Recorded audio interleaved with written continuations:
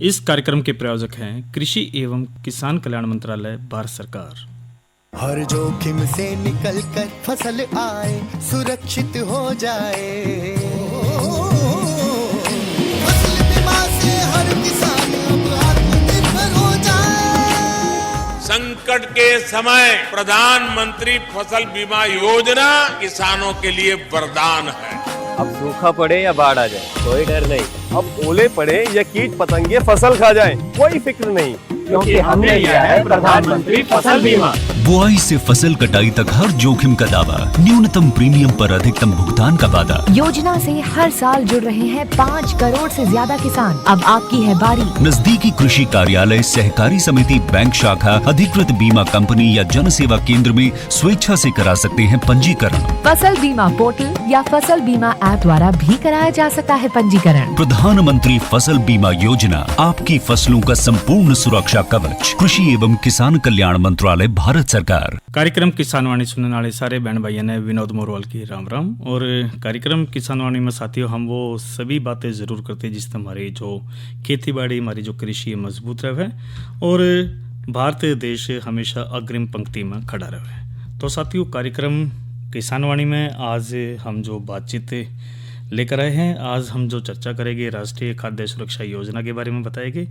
आज की नसीहत में हम जो बातचीत लेकर आए हैं टपका सिंचाई प्रणाली के महत्व के बारे में जानकारी देंगे और साथियों राष्ट्रीय खाद्य सुरक्षा योजना के बारे में भी जानकारी आपको ज़रूर देंगे। लेकिन कार्यक्रम की शुरुआत हमेशा हम आज के कृषि प्रश्न से ज़रूर करते हैं।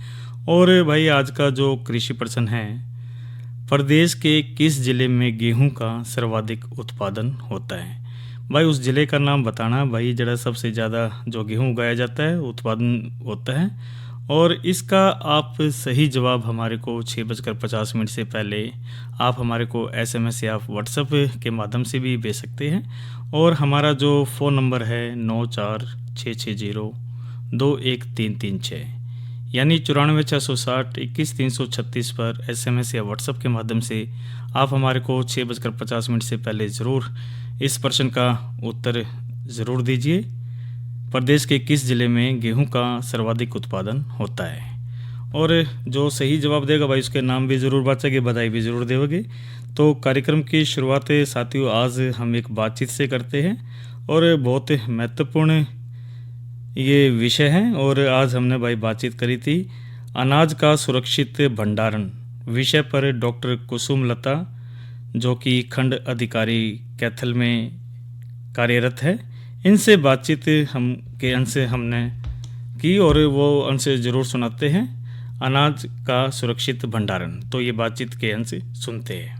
साथियों आज हमारे साथ जुड़े हैं डॉक्टर कुसुम लता जी, जो खंड कृषि अधिकारी कैथल से है और इनसे जानते हैं सुरक्षित अनाज भंडारण के बारे में। तो डॉक्टर साहब सबसे पहले कार्यक्रम में आपका स्वागत है। नमस्कार सभी किसान भाइयों को।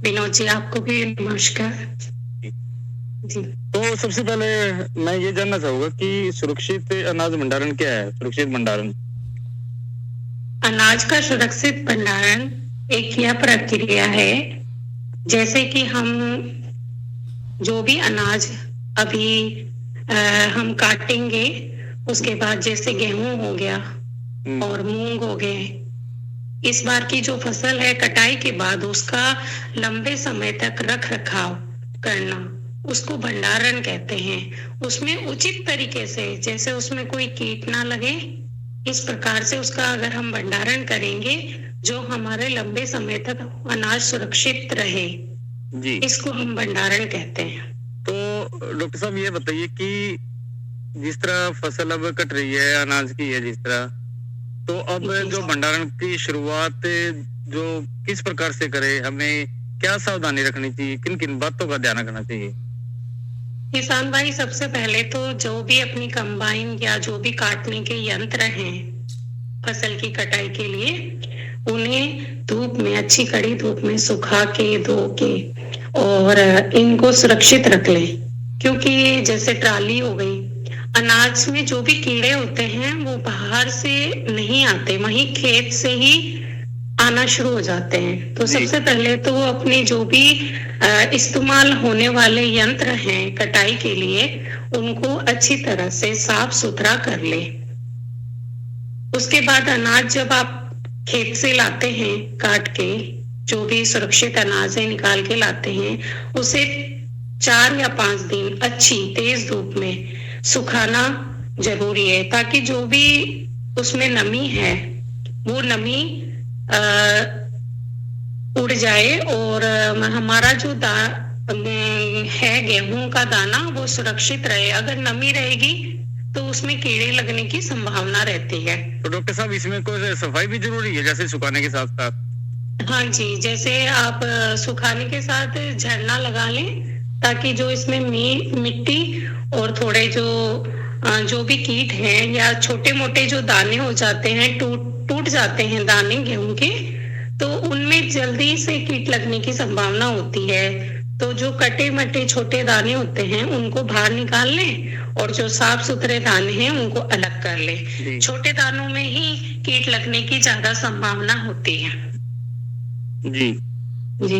और किसान भाई ये ध्यान रखें कि जब भी अपने अनाज का भंडारण करें तो उसमें नमी 10 से 12% हो, तभी उसका भंडारण करें।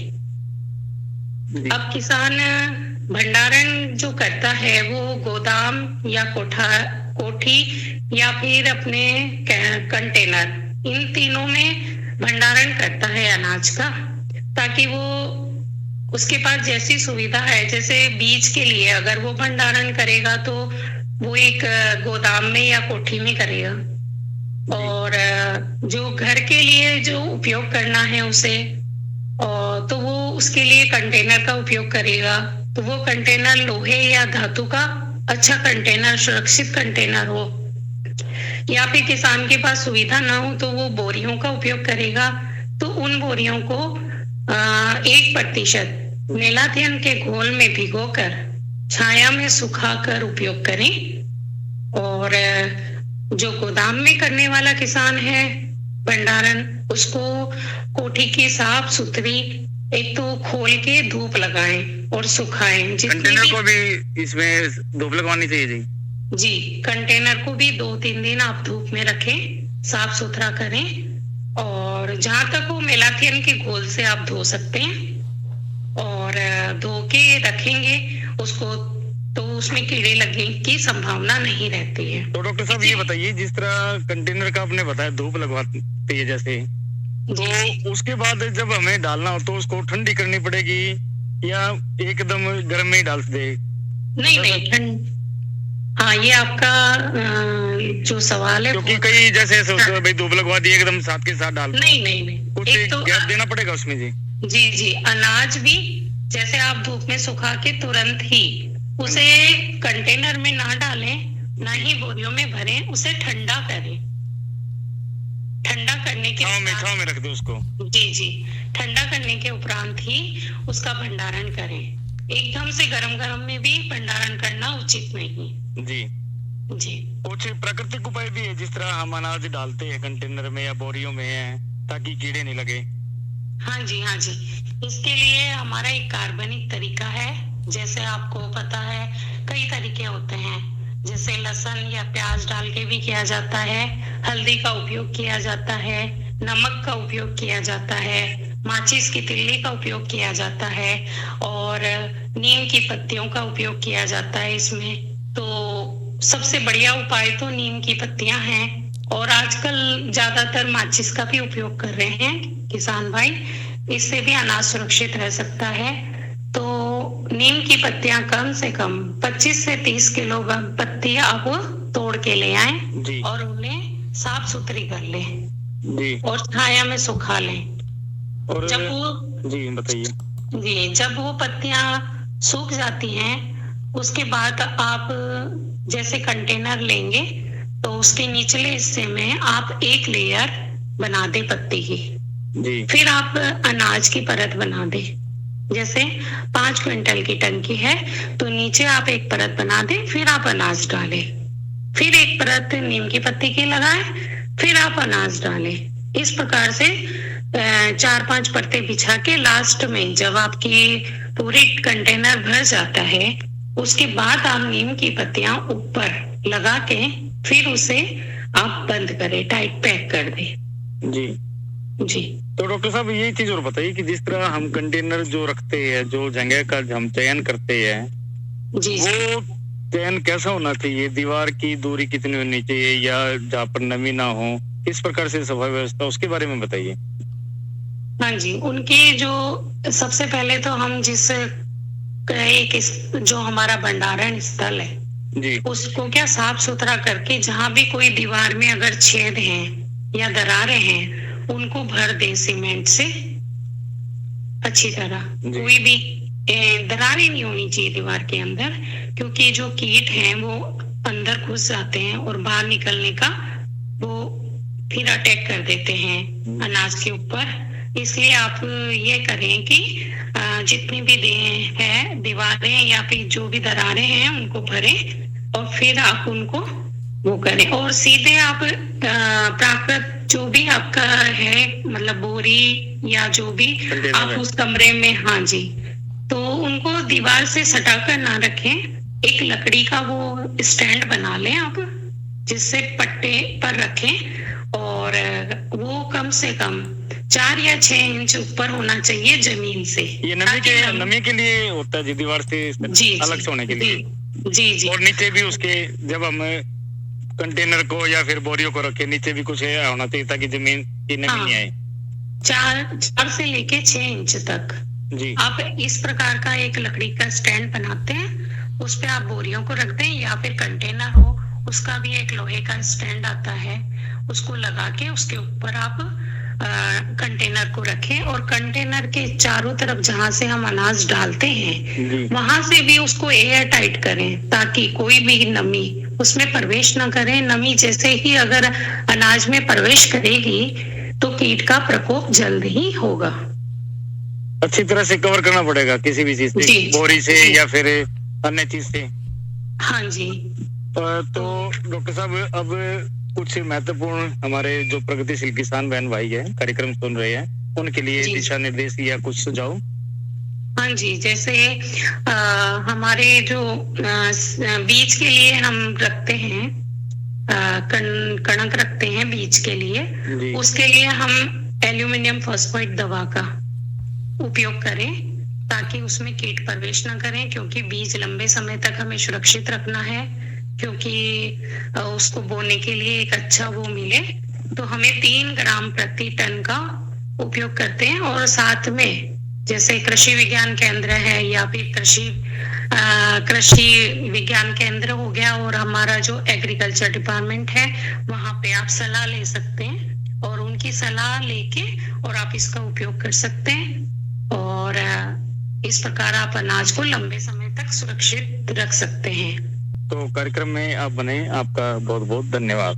धन्यवाद। राम राम जी सभी को। नमस्कार। तो साथियों, ये बातचीत के अंश हमने जरूर सुना है अनाज का सुरक्षित भंडारण हम किस प्रकार से करें, क्योंकि साथियों देखो जिस तरह हमारी जो फसलें अब कट गई है और सुरक्षित ज़रूर हमने रखना है, क्योंकि साल भर भाई हमने ज़रूर रखना होता है। और चाहे कहीं की भी बात हो साथियों, सुरक्षा व्यवस्था हमारी ठीक रहेगी तो वो चीज़ हमारे को आगे तक लाभ ज़रूर देगी।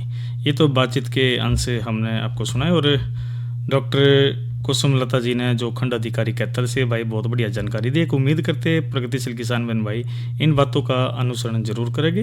और अब साथियों एक महत्वपूर्ण चर्चा हम जरूर कर लेते हैं राष्ट्रीय खाद्य सुरक्षा योजना। बहनों और भाइयों, देखो जो राष्ट्रीय खाद्य सुरक्षा योजना है, पहले तो यही बता देते भाई है क्या चीज़, क्योंकि राष्ट्रीय खाद्य सुरक्षा अधिनियम 2013, जिसे भाई खाद्य अधिकार अधिनियम भी कहा जाता था, और भारत की संसद द्वारा भाई पारित एक अधिनियम है जिसका उद्देश्य भाई भारत की जो जनसंख्या है उसके 2/3 हिस्से को रियायती दरों पर अनाज उपलब्ध कराना है। और भाई इसे 12 सितंबर 2013 को कानून के रूप में पारित किया गया था, और यह एक भाई 5 जुलाई 2013 से प्रभावी है। और ये तो बात करी हमने भाई राष्ट्रीय खाद्य सुरक्षा योजना के बारे में। और भाई खाद्य सुरक्षा में ज़मीन कितनी होनी चाहिए इसकी भी बात हम ज़रूर कर देते हैं, क्योंकि जब बात ज़मीन की करते तो खाद्य सुरक्षा योजना, जिसने NFSA नाफ्सा भी बोल देते, इसका लाभ उठाने के लिए भाई ग्रामीण क्षेत्रों में आमतौर पर भाई 2 एकड़ यानी कि लगभग 5 बीघा से कम सिंचित भूमि या फिर 2.47 हेक्टेयर से कम कृषि योग्य जो भूमि सीमा निर्धारित की गई है। और कुछ स्थानों पर भाई जो बात करें तो इसमें 3 हेक्टेयर तक भी सीमा भी सामान्य हो सकती है, और 2 एकड़ से अधिक जमीन वाले अपात्र हो सकते हैं। और खाद्य सुरक्षा पात्रता के मुख्य मापदंड की बात करें तो देखो भूमि और अन्यथा है, इसमें कृषि भूमि जिस तरह ग्रामीण की है, आवासीय व्यवसाय की बात करें तो नगर निगम क्षेत्र में भाई 1000 वर्ग फीट से अधिक पक्का मकान नहीं होना चाहिए। आय सीमा की बात करें तो भाई 1 लाख रुपए से अधिक की वार्षिक आय वाले जो परिवार भी अपात्र हो सकते हैं। तो अन्य नियम की बात करें तो भाई परिवार के पास 4 पहिया वाहन यानी कि ट्रैक्टर के अलावा हो तो वे अपात्र माने जाते हैं, यानी कि और कोई चीज़ नहीं होनी चाहिए। और जब राष्ट्रीय सुरक्षा मिशन की शुरुआत की बात हम करें तो साथियों 2007-8 में राजस्थान में गेहूं और दालों पर राष्ट्रीय खाद्य सुरक्षा मिशन को केंद्र प्रायोजित योजना के रूप में इसमें शुरू किया गया था।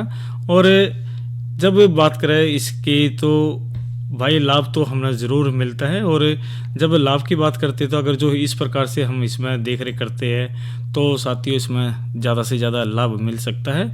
इसकी जानकारी हमें ज़रूर पता होना चाहिए, क्योंकि राष्ट्रीय खाद्य सुरक्षा मिशन का जो वर्ष 2024-25 या 25-26 के दौरान बदलकर राष्ट्रीय खाद्य सुरक्षा एवं पोषक मिशन कर दिया गया था। और कृषि एवं किसान कल्याण विभाग देश में भाई दालों, पोषण अनाजों, चावल, गेहूं और मोटे अनाजों का जो उत्पादन है वो बढ़ाने के लिए भाई इसमें NFSNM को लागू कर रहा है। और कृषि एवं किसान कल्याण भाई इसमें जो कार्यक्रम है इसमें भी चलाते हैं। और इसी तरह साथियों जो किसानों को फसल उत्पादन और सुरक्षा प्रौद्योगिकी, फसल प्रणाली आधारित प्रदर्शनों, नई जारी किस्मों को, संकरों के प्रमाणित बीजों के उत्पादन और वितरण, एकीकृत पोषक तत्व और कीट प्रबंधक तकनीकों, जिसमें फसल मौसम के दौरान प्रशिक्षण के माध्यम से भाई जो किसानों की जो क्षमता निर्माण और आदि पर प्रोत्साहन प्रदान किए जाते हैं। और इसके अलावा जब बात करें तो भाई भारत सरकार द्वारा भाई प्रधानमंत्री राष्ट्रीय कृषि विकास योजना, जिसने PMRKVY के तहत राज्य की विशिष्ट जरूरतों यानी प्राथमिकताओं के लिए राज्यों के जो लचीलापन है भी प्रदान करता है। और मुख्य जब बात करें तो भाई इसमें देखिए लाभ तो ज़रूर मिलता है। और इस तरीके से साथियों हम जो राष्ट्रीय खाद्य सुरक्षा है उसको आगे बढ़ाकर हम लोगों को ज़्यादा से ज़्यादा इसमें हम लाभ ज़रूर दे सकते हैं। और साथियों देखो चर्चा हम क्यों करें, क्योंकि राष्ट्रीय खाद्य सुरक्षा योजना जिसने NFSA के अंतर्गत अपात्र लाभार्थियों को सूची से स्वेच्छा से बाहर करने के लिए भाई ये जो राजस्थान के खाद्य और नागरिक आपूर्ति विभाग द्वारा गिव अप अभियान भाई चला गया था, जिसके तहत राज्य स्तर पर भाई 17,63,000 से अधिक अपात्र व्यक्तियों ने स्वयं को योजना से गिव अप किया था। और मुख्य बिंदु की जब हम बात करते तो साथियों गिव अप अभियान के बारे में बात करें तो भाई राजस्थान सरकार द्वारा गिव अप अभियान की शुरुआत नवंबर 2024 में की गई थी, जिसका उद्देश्य सक्षम एवं अपात्र लोगों को खाद्य सुरक्षा योजना का लाभ स्वेच्छा से छोड़ने के लिए प्रेरित करना। और वास्तव में साथियों देखिए महत्वपूर्ण होता है जब अपनी जरूरतें पूरी हो जाती है, जब हम अपने आप को सशक्त समझते हैं तो भाई जो ये सरकार द्वारा महत्वपूर्ण योजनाएं तो अन्य को हमारे को ज़रूर देना चाहिए, ताकि उनका भी एक आर्थिक स्थिति मजबूत हो। और इस प्रकार से भाई राष्ट्रीय सुरक्षा की खाद्य की बात करते तो इसमें हमारे को लाभ ज़रूर मिलता है। तो बात हमने करी साथियों ये राष्ट्रीय खाद्य सुरक्षा योजना के बारे में जानकारी दी। और अब बात कर लेते हैं कल के कृषि कार्यक्रमों की। और बहनों और भाइयों, कल तो कार्यक्रम में थारे संदेश मारे गीत, यानी कि जो थारी चिट्ठी मारे गीत जो कार्यक्रम होता था, हमने इसको अब थारे संदेश मारे गीत कर दिया, क्योंकि आपके जो संदेश है व्हाट्सएप पे या फिर SMS के माध्यम से आते हैं, उनको हम ज़रूर शामिल करते कार्यक्रमों में। और सोमवार को जो हम कार्यक्रम लेकर आए, कार्यक्रम अन्नदाता, उसमें बातचीत विषय हमारा रहेगा मत्स्य संपदा योजना। और नई फसल नई उमंग में हम जो बातचीत लेकर आए हैं, हरे चारे के लिए संकर हाथी किस्म की बिजाई और जानकारी कुछ प्राकृतिक खेती की भी हम ज़रूर करेंगे। और अब साथियों, मौसम की जानकारी भी ज़रूर दे देते हैं। अधिकतम 31 और न्यूनतम 18 डिग्री सेल्सियस से रिकॉर्ड किया गया। इसी तरह साथियों, आने वाले 24 घंटे की भी हम बात ज़रूर कर लेते हैं। अधिकतम 32 और न्यूनतम 19 डिग्री सेल्सियस रहने की संभावना है। और अब साथियों, समय ज़रूर हो गया। हमारे प्रगतिशील किसान बहन भाई मनोरंजन का जरूर इंतजार करें, तो बस साथियों ये रागनी सुनते हैं। लेकिन पहले एक संदेश और उसके बाद ये रागनी। आओ किसान भाई, आओ किसान बहनों, रायसेन में लग रहा है ज्ञान का मेला। 11 से 13 अप्रैल दशहरा मैदान में उन्नत कृषि महोत्सव आपके सम्मान में। 300 से ज्यादा स्टॉल, 24 प्रशिक्षण सत्र, नई तकनीक से बढ़ेगी आपकी फसल बेहतर। अभी करें पंजीकरण व्हाट्सएप या कॉल। उन्नत खेती की ओर बढ़ाएं अपना कदम आज ही।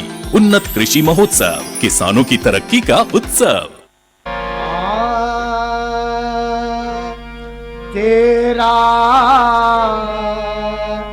मन मूरख जिमीदार रे करे, सोच समझ खेती। तेरा मन मूरख जिमीदार रे करे,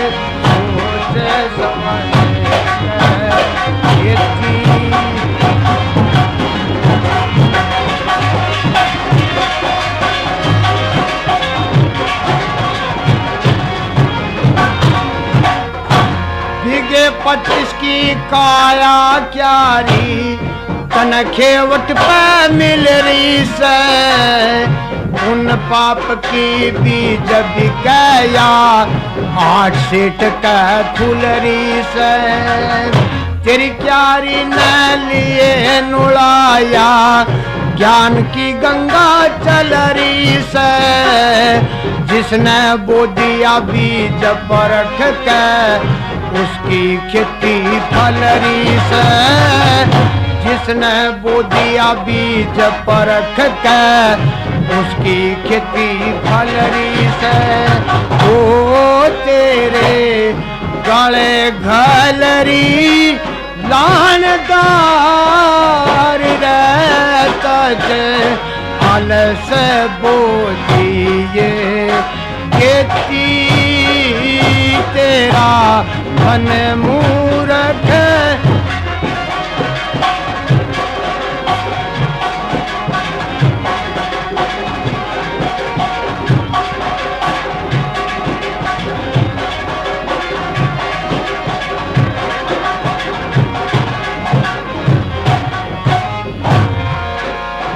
नोना के हैं तेरे खेत के, ओती इनकी बाढ़ नहीं। जोंडा गाल बैठ जाए ऊपर, उगा कते उजाड़ नहीं। गौमुखी का कर ले गोपिया, मन की नीत बिगाड़ नहीं। बिना खसम के खेती कर ले, ईसा कोई गराड़ नहीं। बिना खसम के खेती कर ले, ईसा कोई गराड़ नहीं। ओ बड़ी ताड़ फाड़ की कार रे, तेरा काम चलना बिना बेटी। तेरा मन मूरख